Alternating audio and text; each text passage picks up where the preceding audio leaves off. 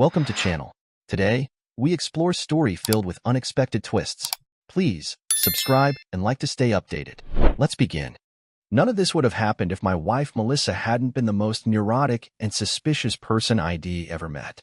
Every element of her life was classified information that was only shared with those who really needed to know, and obviously being her spouse did not qualify me for that. I adored her, but obtaining even the tiniest amount of information from her was like hauling a mountain uphill with 40 mules. She had the ability to transform anything as simple as a shopping list into a top-secret CIA file, and she was equally protective of it. Her paranoia was almost comical at times, but it usually crept under my skin and remained there. We were just an ordinary middle-class couple trying to find some peace and happiness in the large metropolis, but her incessant security concerns pushed me to the brink. It all started approximately 12 years ago, just before we were married. She fell victim to a petty identity theft. Someone got hold of her credit card information and sold it to someone in Kansas. Before the card was revoked, the man purchased a motorcycle and several cases of liquor. As far as identity theft goes, it was rather small. They even caught the person red-handed and put him in prison for a while. No damage done to her credit score, just one of life's little inconveniences, right? Not to Melissa. For her, it was full-fledged DEFCON 4. The steel walls came down, locked, and were bolted tight for years. Our home, in a perfectly secure area, became the only one on the block with burglar bars on every window, a high-end security system, a second monitored alarm, and, to top it all off, a position on the local police special watch list. And it was just the physical things. What about her own laptop? She treasured the object as if it contained the royal jewels. Most of the time, I ignored her paranoid tendencies, laughing at her oddities, but there were times when I had to remain firm while she threw outrageous accusations and, on occasion, household items at me. Every now and again, I'd win a fight or two, and the makeup sex was off the hook. Nothing beats a paranoid lady for fiery makeup sex, believe me. One of the few fights I won was persuading Melissa of the need of routine system maintenance and data backups every 8 months. So, like clockwork, on Valentine's Day and Memorial Day, I'd have supervised access to her valuable laptop. She used to have a desktop computer, but I gave her a stylish new laptop for Christmas a year ago. You'd think I gave her the nuclear football, the way she protects it. It's comparable to a Secret Service agent checking over the codes for launching nuclear weapons. Like her pocketbook, it never leaves her sight. I've even caught her taking both to the potty. Years ago, she had a computer crash and lost her bookmarks, old emails, and other data. It's something that occurs to everyone. You learn from it, back up your belongings, and go on. But for Melissa, it seemed like a personal apocalypse. Somehow, it became my fault, and she has yet to forgive me. I'd apologize, but it would just reinforce her beliefs.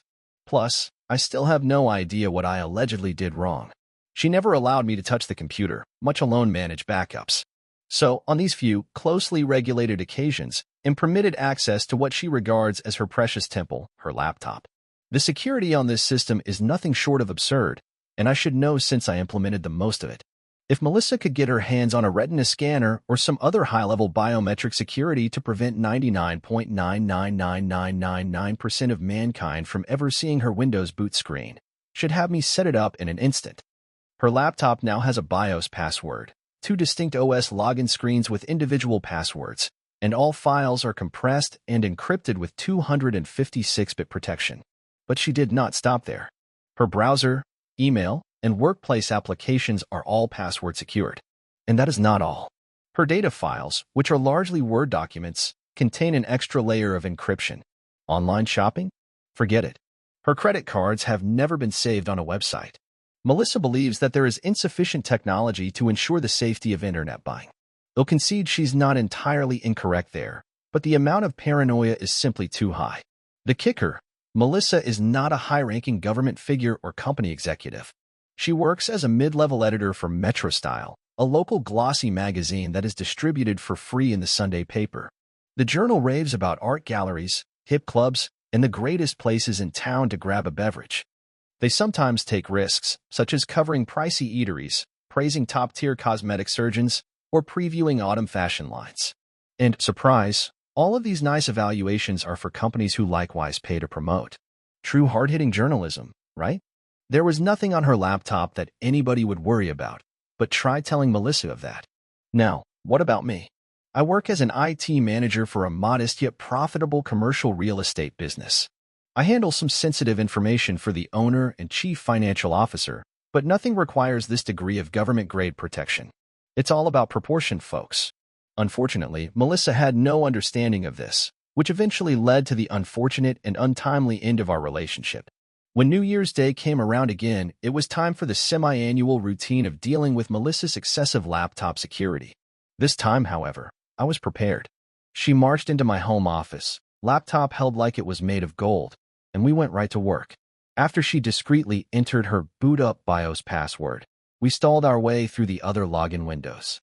Finally, I was unenthusiastically entrusted with her most valuable possession, and given the customary dreadful warnings about the horrific horrors that would await me if the tiniest file was mishandled. Castration using blunt, rusted instruments was simply a warm-up. The real fun would begin later. She reassured me. In 13 years of marriage, she has never realized that I do this for a career. I suppose it's her sheer lack of faith in anything that drives me crazy. Trust is really the foundation of every relationship, let alone a successful marriage. If your spouse does not trust anybody or anything, things might quickly become problematic. For step 1, I created a ghost backup image of the whole hard disk on my large backup server. This would provide me a picture of her hard disk and its strongly encrypted information in case anything went wrong later. In the worst-case scenario, everything might be restored precisely as it was before we began, swiftly and simply. After that, I archived her email in a backup PST file and saved further copies of her bookmarks and favorites folders to her D drive backup folder. I instantly verified that my docs were empty, and they were. Good day, girl. Anyone who puts data on their OS disk is asking for problems and deserves to have their data deleted. After all of the smaller backups were completed, I made a dated DVD of her whole D-data disk, which she could retain. Work completed. Now it was time for system maintenance. She disabled most automatic updates on her laptop because she viewed any remote access to her computer by any software manufacturer, including Microsoft, to be a security infringement. So, with the PC in my competent hands, I started manually installing operating system security, antivirus, anti-spyware, Office, and firewall updates one by one. It normally took hours to do this. Melissa, at her most suspicious, attempted to be present and keep a close eye on me the whole time. Fortunately, since she had the attention span of a child, she would get tired watching the continuously slow updating taskbars and begin to look for reasons to leave the room for just a minute or two. Eventually, she let me breathe without gazing at me like I was a paroled convict. By the time I was almost finished with only the OS and program upgrades, more than 2 hours later, she was distracted by a phone call from a friend and left me alone for 20 minutes. This was all I needed to install a new and better complete security program for her, replacing her previous antivirus, anti-spyware, and firewall. SE-SQL is a fun little application suite that replaces all other security and virus protection on your computer and does a very decent job of it. Far better, in my view, than SafeGate Total Shield, which is almost sure to muck up any machine on which it is installed. I hope Peter Norton made a lot of money by selling off his firm so he can sleep well at night. The good old days at his previous firm are long gone. The finest aspect of this application, however, is that it has a significant amount of Primo spyware built in. It isn't the most popular hacker tool downloaded from Darkware for nothing. I like the application so well that I purchased a legal extended feature edition, replete with additional bells and whistles. This application would allow me to learn Melissa's hundreds of passwords and acquire real-time access to her email account while remaining unseen to her. I could even remotely see the screen she was looking at and capture screenshots. Honestly, it was simply curiosity. She closed up her laptop like it was Fort Knox, and the want to discover what was stored on it gnawed at me like an unrelenting ache. I was certain I would find nothing of interest, but I desperately wanted to be able to give her a smug, superior look. Knowing that the most important state secret she was protecting was an upcoming review of a local cafe and an editorial predicting that royal blue would be this winter's trendy fashion color. I wish I had not done it. I can only give as an explanation that her odd-world obsession with ever-increasing degrees of security in every aspect of her life was irritating me to the point that the term divorce began to enter my mind late at night when I couldn't sleep. To be honest, I was expecting her to get out the aluminum foil any day now and create anti-mine probe shielding for herself. I joked at breakfast one morning that I could wire the whole home to be a gigantic Faraday cage, but she didn't grasp it. It's probably just as well. More than anything, I wanted to prove to myself that the lady I married was now completely insane. And if the marriage was to be preserved at all, it would need a major struggle. To have a chance of winning, I needed some cards to put down on the table. You'd be saddened to realize how infrequently cool, calm rationality triumphs against madness. We were both 39 years old and young enough to start again in the hopes of a better future. Worst-case scenario, the home may be sold and the savings amount divided. We have no children, and our state did not allow for alimony, so the divorce should not be too unpleasant. If required, I was at a crossroads, gazing in both directions, and it was time to choose which path to choose. When Melissa returned, I informed her that I had updated everything and that everything was now in order. She almost ripped the laptop from my filthy, worthless hands and dashed back to her ever-present leather bag.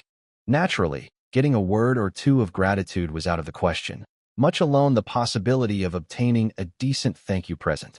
Now that my task was over, I spent the remainder of the holiday barbecuing, burning meat, and drinking too much beer. I couldn't wait to start breaking into her impenetrable data fortress once she arrived at work on Monday morning. As the manager of a one-man department, I can choose my own schedule and often arrive late if I need to work on the computer network after hours, when no users are present. But I arrived bright and early on Monday. For whatever reason, the majority of my support inquiries arise on Mondays. The cleaners unintentionally unhook wires and power cords, and the gremlins have had the weekend to do havoc. Today's drama consisted of a significant issue with our email server, which took up the most of my day. Our ISP had modified one of its DNS settings for some unknown reason and never notified its customers. As a result, all of our emails remained unsent for the entire weekend. By the time I had everything corrected and every customer satisfied, it was almost time to go home, so I decided to postpone my pleasure until another day. Furthermore, I'd get an event log via email every 24 hours detailing everything she did on her laptop, which was the perfect spot to begin my research. The hilarity at work resumed on Tuesday. They changed the DNS back to the previous one, thus I had to reset all of our email server settings. It was late afternoon before I could load up my own master copy of the application and begin playing. The remainder of the week was quite calm. When I had nothing to do, I utilized my leisure time to extensively monitor my wife's internet activity. That's how it works in my workplace. It's either dead boring or total chaos, with seldom anything in between. At first glance, everything I saw on her laptop matched my expectations. There will be no secret emails sent to shady government agencies or malevolent foreign countries. There are no hidden calendar entries that set up covert assignments with spy masters or lovers. There are no hints of an affair or intentions to steal her company's and family's money accounts and flee to Latin America with one of the attractive pool guys, or the newest ultra-feminist potboiler from Oprah's book club. I now had a comprehensive list of all her secret passwords and had deciphered 98% of her encrypted material. Until intense ennui set in. No, royal blue was not going to be a popular hue this winter. It was navy blue instead. Still, I awarded myself points for a near prediction.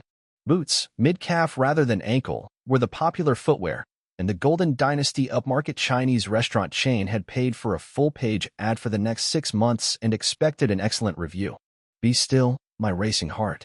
I wasn't sure I could take the burden of keeping these awful secrets. I should have left right then, but I was bored at work and wanted to know what questionable websites she used to get her freak on. I shouldn't have bothered. She visited the closest site to 4chan, which was named Soul Talk Anonymous. It was a highly estrogen-laden forum for bored housewives to confess their deepest and darkest secrets. Yawn, tentacle, or Yuri porn may have been a significant upgrade. I nearly called it quits right then, as I should have. Instead, I was bored on Friday and decided to check over all of her records from the previous 2 weeks. I saw she frequented Soul Talk Anonymous often. Every day, in fact.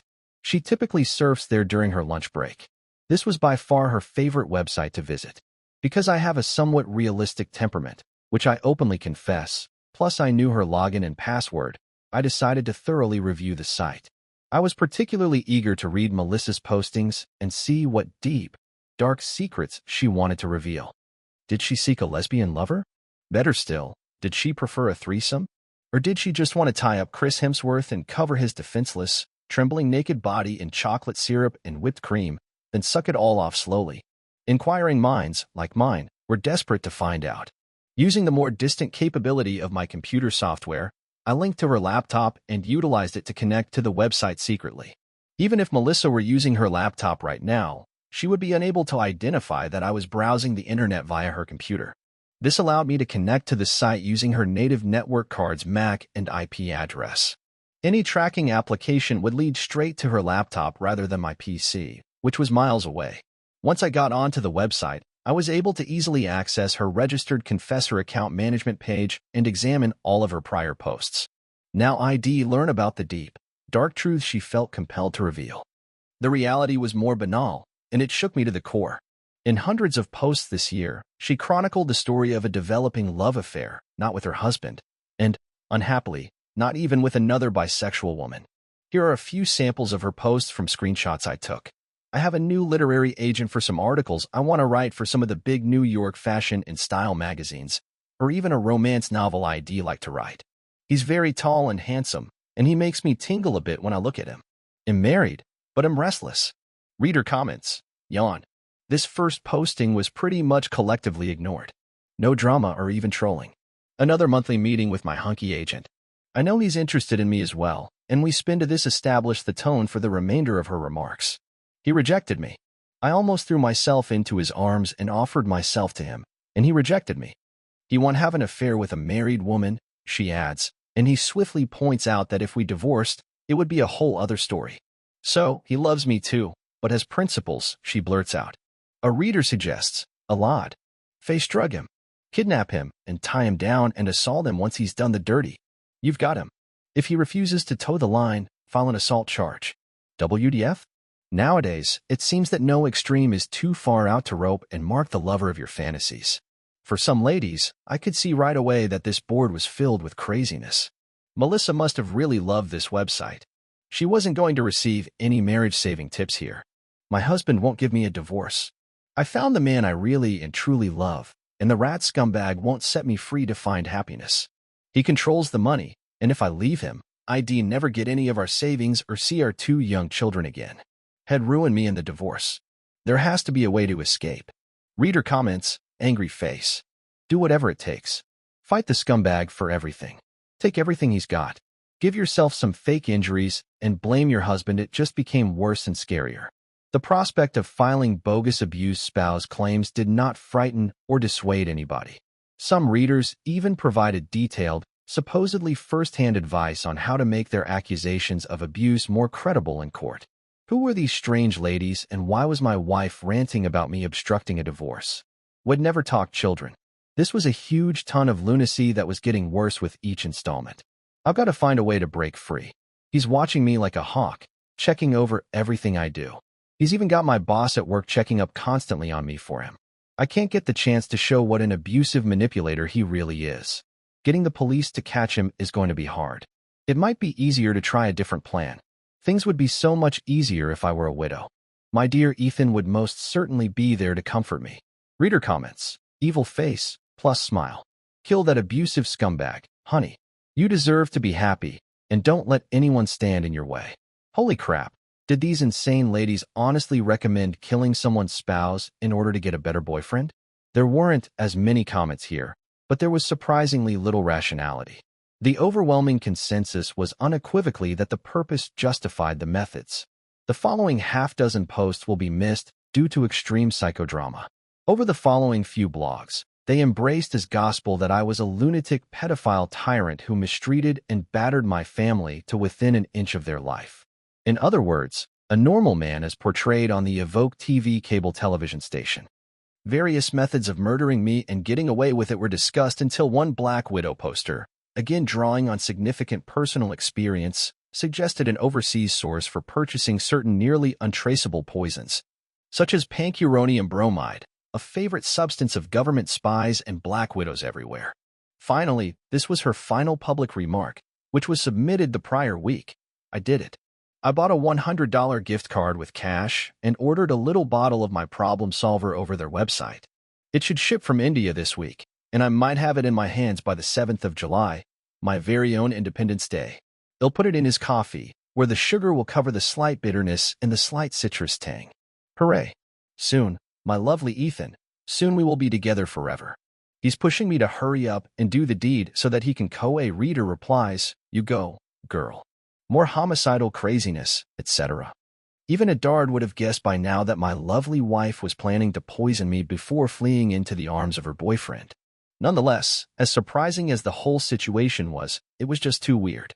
I was not an abusive husband, and I did not molest our non-existent children.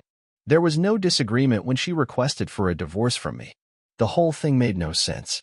I was still alive, therefore her miraculous medicine had not yet come.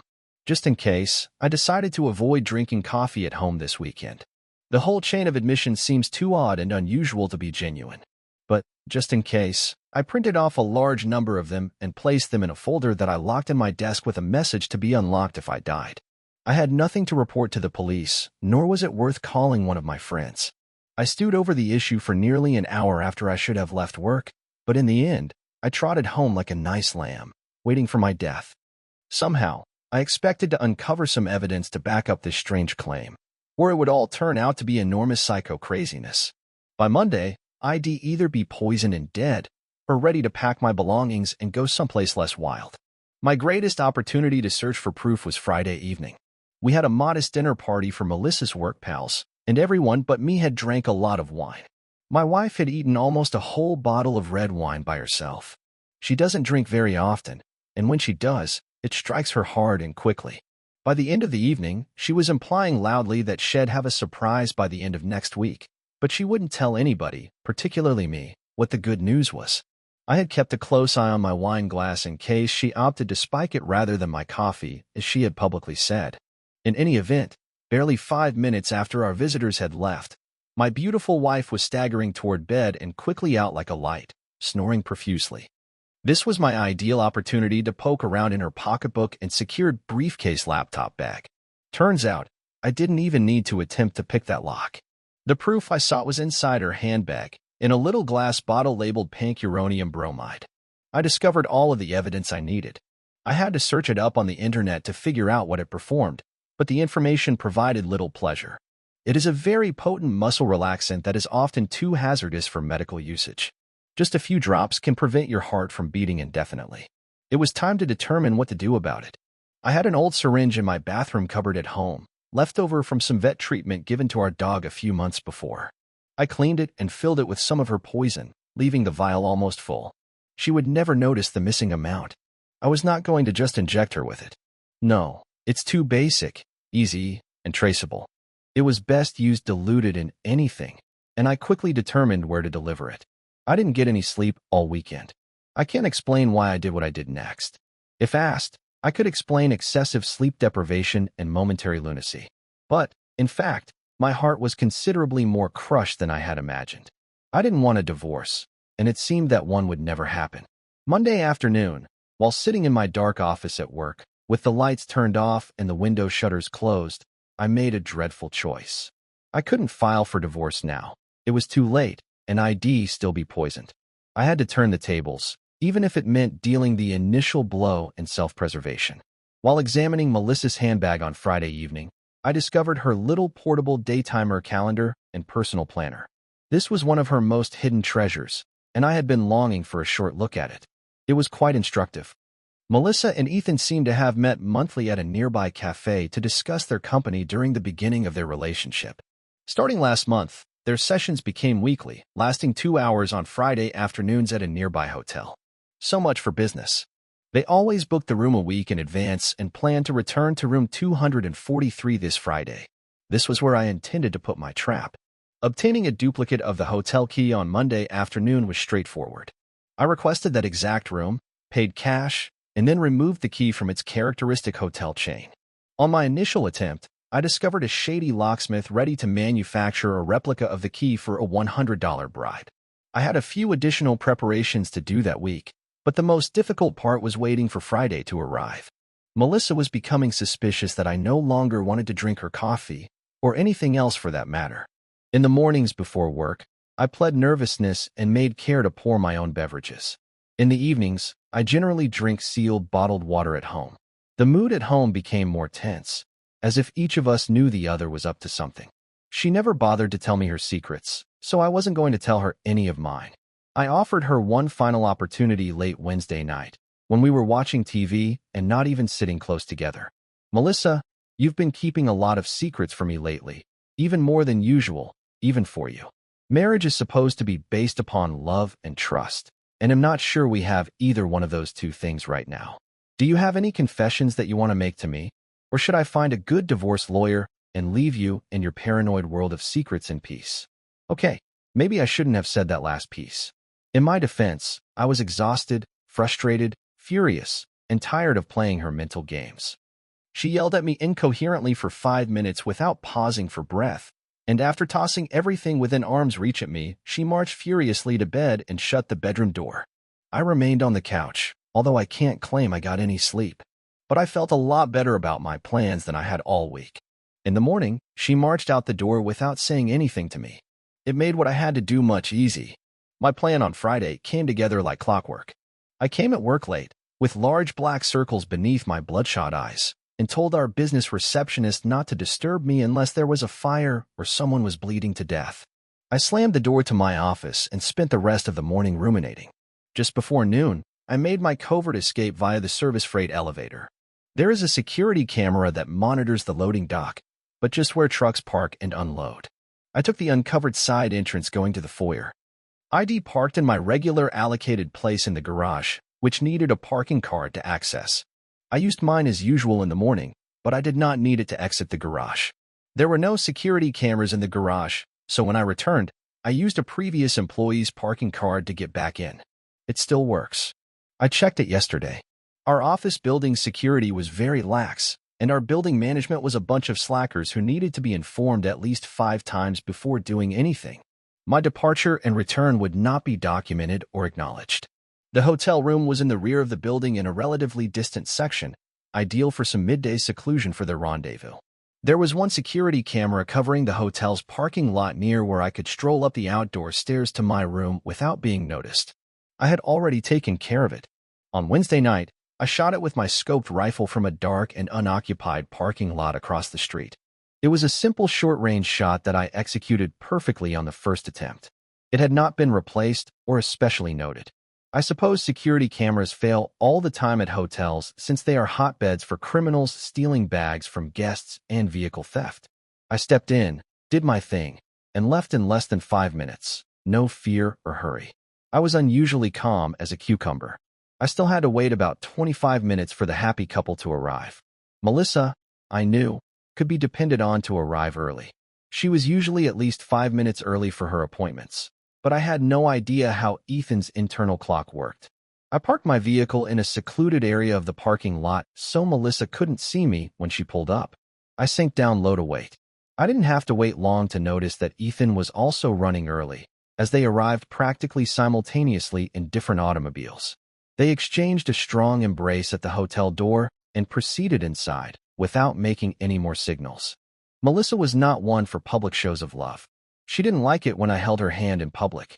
Still, I was a little disappointed. I had hoped to see something irrefutable, some obvious evidence of closeness between them that she had never revealed with me. Anything to dispel any remaining doubts in the back of my mind. But I was not going to receive it now. This morning, I had one more item of work to accomplish. After Melissa stomped out of the house, I spent an hour packing several of her suitcases with some of her best clothes, jewelry, skimpiest lingerie, and nightwear. Not that there was much of it. And so on. Everything I imagined a woman would pack on short notice for a separation or a wild weekend with a new boyfriend. I had a set of keys for her trunk, so I placed her 3 luggage inside and closed it. After finishing my task, I returned to work and slunk back up the freight elevator and into my office without anybody seeing me. There are no messages attached to my door or glaring red lights on my phone. I had not been missed. I made a token tour around the workplace to be seen, but then retreated to my cave of sadness to sulk for the rest of the day. My nerves were shot, and my mental batteries were utterly depleted. All I had left to do with my life was wait. And I had to wait for quite some time. There were no phone calls at work that afternoon, or at home later that evening. Nothing occurred during the night. I drank a drink or two to calm my anxieties and prevent from pacing holes in the carpet, but it just made matters worse. So I drank some more and opened a nice bottle of rum that I had been saving for a special occasion. I drank it in front of late-night TV till almost daybreak Saturday, when I dropped asleep on the couch. When I awoke in the middle of the day, I resumed the party where I had left off the night before, and I was very drunk by the time a couple of police officers appeared at my door a little after 6 p.m. After a lot of formalities, such as proving Melissa lives here or used to till yesterday morning in my name and connection with her, we got down to some serious business. Sir, do you know where your wife is? Don't know and can't say that I care anymore. We separated yesterday morning. She's off with her boyfriend, I think. She's been having an affair with her literary agent. Go ask him. She packed her bags and everything. They'll be filing divorce papers on Monday. She has had an accident, but we can't tell you anything more at this time. I tried to act shocked, but I was too drunk and miserable to care. That answered most of their queries immediately away. Good, since in my present condition, I wasn't sure what responses I was providing. It seems that my very authentic portrayal of a cuckolded and abandoned spouse was right on and did not raise any red lights for the police. They weren't investigators. They were patrol officers who received a call from dispatch to inform the next of kin. I told them to gaze anywhere they pleased, then went into the kitchen to battle Melissa's sophisticated Italian coffee machine. I was as drowsy, maudlin, and drunk as I could be right now, and I needed some coffee to wake up and become a fully awake drunk. I wrestled with the gadget for almost half an hour before declaring defeat, unplugging it, and offering it to the police as a door prize. Melissa liked that darn thing more than I did, and am shocked she didn't take it with her. It grinds, roasts, and boils all except plain bloody coffee. She can make espressos, cappuccinos, lattes, and other beverages, but she cannot brew a simple cup of coffee. They refused my gift, so I placed the machine on the curb next to the garbage can. I noted that it vanished at the same time the police departed. Sneaky scumsuckers. After they went, I continued my small one-person party and drank the last of my rum bottle before cuddling up on the bathroom floor in front of the toilet for a long undisturbed sleep till Sunday morning. I bathed but chose not to shave and did not consume any more alcohol as a breakfast alternative. In fact, I made enough for 3 people and ate it all. Then I spent the day packing up whatever Melissa had left in the home and moving it to the garage. By early evening, I was still feeling ambitious and had begun to mow the grass when a police investigator came to officially interrogate me. Officially, I was alerted that my wife and another guy had been discovered dead in a hotel room under exceedingly unusual circumstances, but he refused to provide any other details. Did I wish to make any statements? Sure, I said. Everything I thought he needed to know.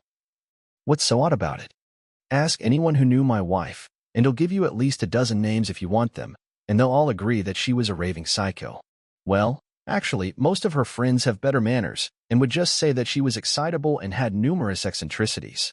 Melissa was seriously manic-depressive, just like her mother, and no one could ever get her into a doctor's office to get medicated. She loved to keep secrets and never told me any of them. Between you, me, and the lamppost, I think she had plans to run off with her lover, but he might have gotten cold feet on her. She admitted Thursday night that she was having an affair and wanted out, and took some suitcases with her when she left for work Thursday morning. I think her affair was with her literary agent, but I can't prove it. I've never met the man. I see, the detective remarked, indicating that I should proceed. Can you tell me how she died? Wait, skip that. I honestly don't really care. Since you're standing here asking me questions, I have to assume it's something nasty like murder-suicide, and that would fit Melissa to a T. They'll even bet you that there isn't even a suicide note. That would require some measure of consideration for others, and she didn't have a drop of that. Not even a sorry for the inconvenience. My guess is that she snapped when he told her that he wasn't going to run off, and play How Did I Nail It? Not quite, the detective said with a grin. And before you ask, I do not want to go to the morgue to see or identify the body. You can call her mother for that. They'll give you the number. My interest or care in my wife's, or rather, now deceased wife's, affairs stopped the instant she shut the front door with luggage in hand. Good riddance. I don't want to see her or her body anymore. I won't be attending the funeral, and I don't want her ashes. I'm sorry if this is callous, cold, or harsh, but I'm just thanking God right now that she didn't start off her crazy spree by killing me first. All of her stuff is packed in the garage. You can look through anything you want and even take anything you might think is helpful. But unless I'm told otherwise, it's all going off to Goodwill later next week. The investigator circled the home and asked a few more questions, none of which were sharp or challenging. He shook my hand, wished me well, and drove away. It was the last time anybody connected in the inquiry had asked me anything. No, I did not go to the morgue or attend the funeral. Her mother attempted to sign me up for the most expensive funeral package the mortuary she chose provided, but a short phone call to the owner cleared things up. Since I was presumably going to be saddled with the expense as the legal guardian of her inheritance. Yes, we had wills. I requested the cheapest, cheesiest cremation the funeral company could give. Her mother threw hundreds of tantrums, but I was accustomed to her daughter's childish conduct and didn't have to put up with it anymore. I warned her to shut up and take Melissa home with her, or I'd throw the contents into a roadside ditch near a hazardous waste dump. In case she didn't get the clue, I sent her a congrats Hallmark card with a small personal letter instructing her to delete my address and phone information and never contact me again. She never picked up that blasted card. I still keep it in a closet with Christmas wrapping paper and winter clothes, out of sight and out of mind. Someday, they'll find the ideal spot to finally get rid of her for good. The probe lasted months, albeit in a very low-key way. The delay was caused by waiting for the tox findings for both victims, as well as an IT forensics team, to fix her laptop. The initial detectives on the case attempted to brute force their way through her login screens before activating her scorched earth final line of defense, a security applet that swiftly wiped the disks with ones and zeros, scrambling everything into permanent garbage. Naturally, this piqued their interest in understanding what secrets she was attempting to keep from them. They submitted it to 2 separate data recovery laboratories to be reconstructed, but they never found anything. According to what I heard, no one ever asked me whether she had any backups. I would have gladly offered them. According to what I was informed, no one ever read Melissa's mad ramblings on the Soul Talk Anonymous website, which saddened me. Because I wanted everyone to know how insane my ex-wife was, the final coroner's report to the police determined it was a murder-suicide. Her fingerprints were detected on a glass vial containing pancuronium bromide, a highly prohibited and regulated drug in non-medical hands. During a check of her locked desk drawer at work, they discovered the original shipping label and parcel from India, both covered with her prints. The medication was delivered via a pitcher of water located on a table inside the motel. To cover the flavor, the poison water included sliced lemons and limes. A supermarket bag with extra lemons and limes was discovered in the trunk of her automobile, near to her baggage. An empty syringe carrying drug residue was discovered on the floor next to the dresser, where the water pitcher was initially put by housekeeping. The final police report concluded that Melissa had left her husband with the intention of eloping with her new partner, who evidently picked this moment to reveal that he was already married and would not abandon his wife. Melissa, enraged, poisoned both of them. It wasn't flawless or particularly nice and tidy, but all of the witness interviews with Melissa's friends and colleagues agreed that she was a little manic-depressive, and she was very miserable on that last Friday. It suited the facts, so the police closed the case and went on to other investigations without looking back. Ethan, the literary agent, seemed to be very happy in his marriage. He always denied having an affair with Melissa, but he could provide no other plausible explanation for why the two of them met regularly in a hotel room. Both were still fully dressed, and a considerable quantity of literary papers was discovered on the hotel room table. It was supposed that because Ethan was now attempting to end the affair, he had been focused on business at their last encounter before Melissa poisoned them both. Heartbroken, I was more than happy that my retribution was complete, until approximately 6 months later, when I got a phone call from a book publisher inquiring about the status of Melissa's novel deal. What novel? Melissa and her agent were in the final steps of signing a contract to sell her first book. The publisher had requested some last-minute modifications to the text and had heard nothing about its status since. I had no idea what it was about, so I contacted the police inspector who had been to see me and asked whether they had discovered a book manuscript among Melissa's personal possessions, which were locked up in an evidence locker. There was, and they also discovered a little USB drive in her laptop case containing an encrypted duplicate of the original document. The police forensics team had cracked that security just enough to confirm that the paper was most likely unrelated to the crime, and they had essentially forgotten about it. Because I had to sign a load of papers to claim her stuff from police evidence, but the case was declared closed, they were relieved to get free of it all. I believe they phoned me about this a few months ago, and I ordered them to throw it all away. Thankfully, they hadn't. Her work was quite instructive, and as I went through it, my questions and worries grew. By the end, I was certain that I had killed a severely insane but otherwise blameless lady. Her story was a thriller about a battered and mistreated woman who finds consolation on an online gossip and confession board. The heroine gradually gets the courage to fight back against her oppressor, and she eventually learns how to purchase illicit and hazardous medications from unregulated international pharmacies. She poisons her husband's coffee and flees police custody. She lives happily with a new boyfriend. This is the end of the narrative. The realities suddenly started to resemble her story much too closely for comfort. Was she truly insane, constructing her perfect dream just to poison me at the end? Or was she just an extremely secretive beginner writer who drew inspiration from real-life events and tested every step her fictitious killer would take, including ensuring that such a lethal poison could be readily purchased abroad and even supplied directly to her workplace? Was she a bat-hit mad killer, or a crazy paranoid lady who didn't want to expose the key to her impending literary triumph before the final deal was signed? Or maybe both. I just didn't know anymore.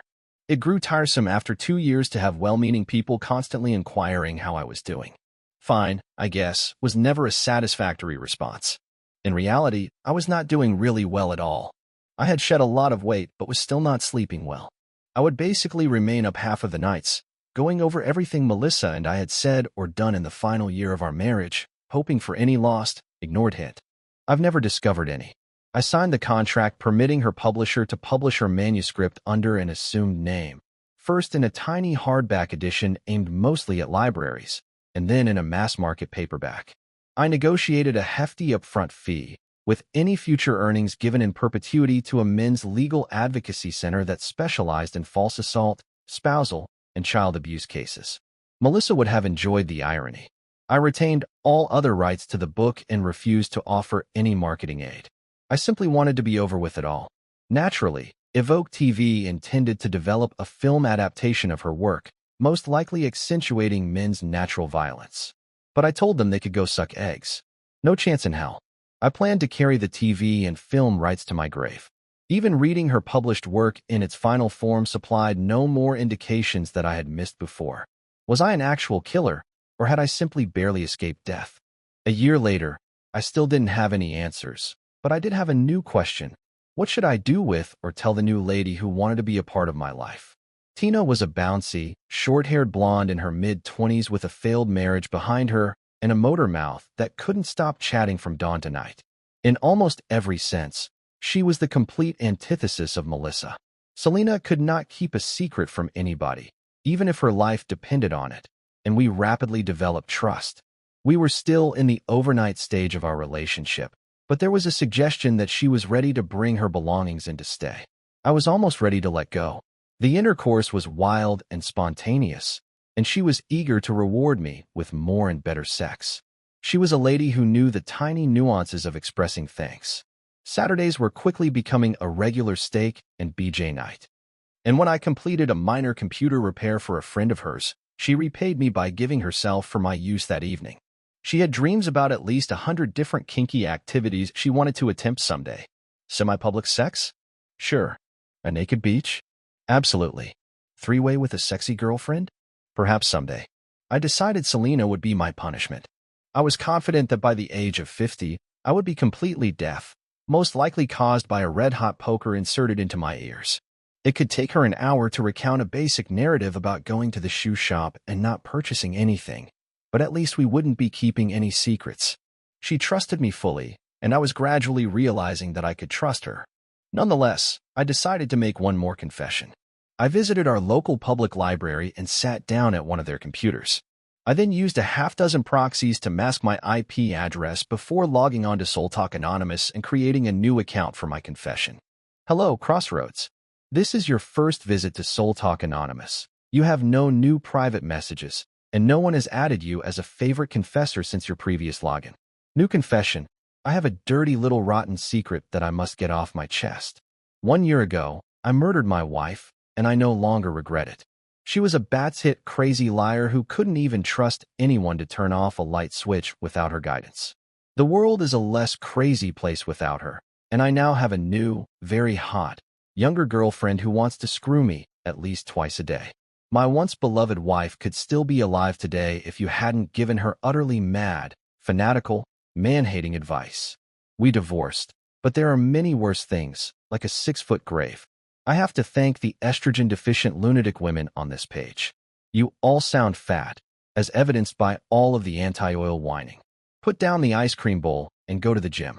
You encouraged her to find increasingly immoral and illegal ways to dispose of me, culminating in a mass orgy of psychopathic blathering that only my immediate murder could prevent. Global warming? Solve the energy crisis? Provide free government health care and education for everyone and make the world safe for fat dove bar-oinking dingbats? On the other hand, since my late wife was a scheming and manipulative psycho, there is a pretty good chance she was just a poser here, sounding out her whacked-out theories for global dominance upon her psycho peers here at the epicenter of crazy on the internet. Or maybe this place is number 2 after 4chan, both of which require a lot of eye bleach after visiting. So, either my wife attempted to murder me with your assistance, help, and considerable guidance, or she was a paranoid dingbat trying to be secretive but otherwise completely innocent of obeying you nutcases. I don't know what the truth is, and I don't care. Flip a coin. It's 50-50 either way, and I blame you for her death. In the unlikely event that you want to confess your sins, I don't care. I've decided to live, and I'll treat my hot new girlfriend far better than my late wife ever treated me. Unlike most of you in Frozen Dove Barland, I'm going to be getting laid, and often. For those of you who feel no guilt in recommending my murder, I politely and sincerely wish you to take a bath with a toaster or go die in a fire, whichever is more convenient. After this article, I instantly deactivated my account and cleared my browser cache, free of their lunacy for good. I had determined to live and be happy. Thank you for watching. What do you think? Was it self-defense or something darker? Please share your comments below, and don't forget to like and subscribe.